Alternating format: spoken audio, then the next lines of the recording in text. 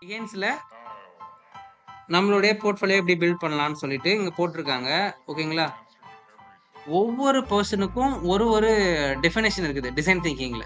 ஓகேங்களா? இங்க பார்த்தீங்கன்னா தெரியும்னு நினைக்கிறேன்.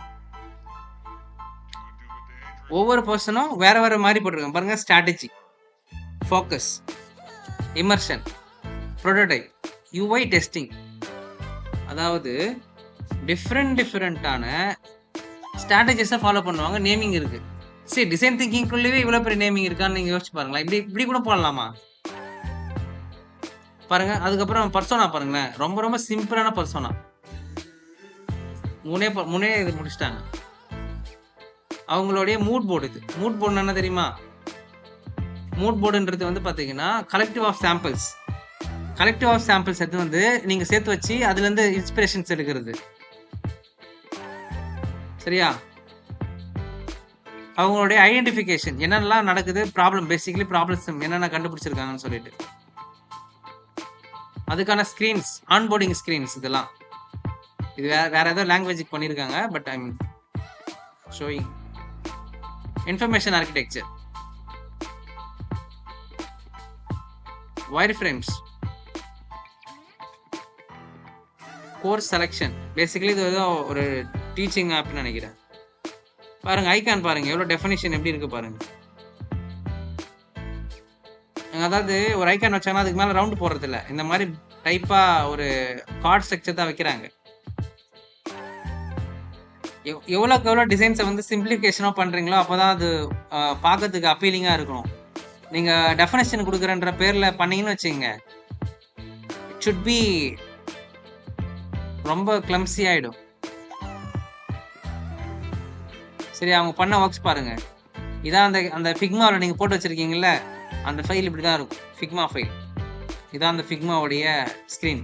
இது வந்து லைட் மூடு, இது வந்து டார்க் மூடு. நீங்கள் பண்ணிட்டு இருக்கிற ஆப்புக்கு இந்த மாதிரி ஏதாவது பண்ணுறீங்க, லைட் மூட் டார்க் மூடு சொல்லிட்டு. ஸோ இது எப்படியா இருந்தாலும் அடாப்ட் ஆகணுன்ற மாதிரி பண்ணுறாங்க டியூலா. ஸோ இதெல்லாம் நோட் பண்ணிக்கோங்க. இந்த மாதிரி நீங்கள் பார்க்க தான் இன்ஸ்பயர் ஆகி என்ன பண்ணுவீங்க, ஆப் பண்ணிகிட்டே இருப்பீங்க. ஓகேங்களா? உங்கள் எல்லாருக்கும் யூஎக்ஸ் டிசைனர்ஸ் வேலைக்கு போகணுன்னு ஆசை இருக்கு இல்லையா?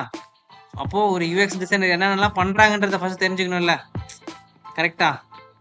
இப்படி தான் நீங்கள் என்ன பண்ணணும், உங்களுடைய காம்படிட்டர் யாரெல்லாம் இருக்கிறாங்களோ, மீனிங் காம்படிட்டர் யார், இந்த மாதிரி யூஎக்ஸ் டிசைனர்ஸ் என்னென்ன பண்ணுறாங்களோ அது எல்லாத்தையும் போய் நோட் டவுன் பண்ணுறது தான் உங்களுடைய வேலை. என்னது?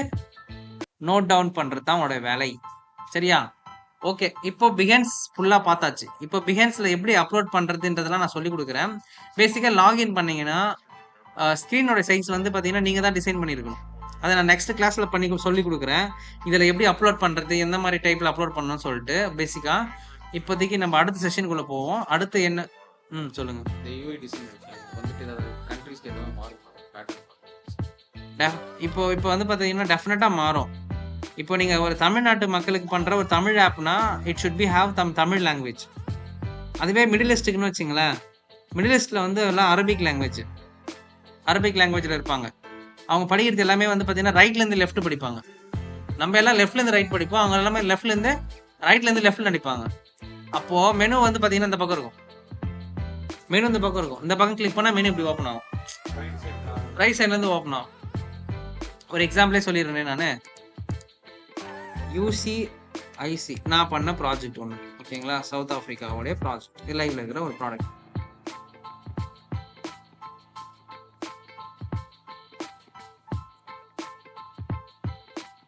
இதான் யூசிஐசி.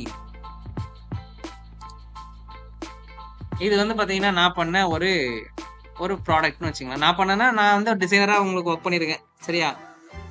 ஒன்று இது மெனு பேர் வந்து பார்த்தீங்கன்னா ப்ராட் மெனு சொல்லுவாங்க, பிக் மெனு சொல்லுவாங்க. அந்த மாதிரி இதோட மெனு பேர் பாருங்கள். மெனுவில் வந்து இந்த மாதிரி இமேஜ்லாம் கூட காட்ட முடியுமா அப்படின்னா காட்ட முடியும்.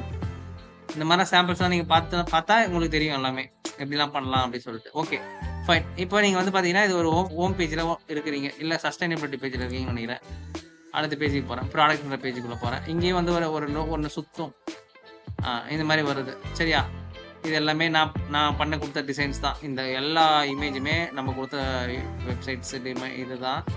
சரியா? பேசிக்கலி சரி, இந்த வெப்சைட்க்கு அதே நம்ம எதுக்காக நம்ம இப்போ ஓப்பன் பண்ணுறோம்னா, இப்போ இது ஒரு அரபிக் கவுண்ட்ரிக்கு போற ஒரு ஆப். சரியா? இத நான் இப்ப இந்த இந்த அரபிக்க ஸ்விட்ச் பண்ண உடனே என்ன ஆகுதுன்னு மட்டும் பாருங்க.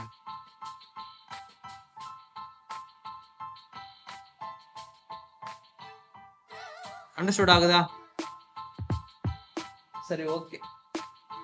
வேற ஏதாவது டவுட் இருக்கா? அப்ப இதுக்கு தனி ஸ்க்ரீனும் அந்த லோக்கல் லாங்குவேஜ் தனி ஸ்க்ரீன் நீங்க இங்கிலீஷ்ல பண்ணிட்டு குடுத்துட்டீங்கன்னா, அது அவங்களுக்கு அந்த டெவலப்மெண்ட் டீம்ல இருக்கிறவங்களுக்கு வந்து நீங்க இப்படி இப்படி மாறணும்னு சொல்லிடணும்.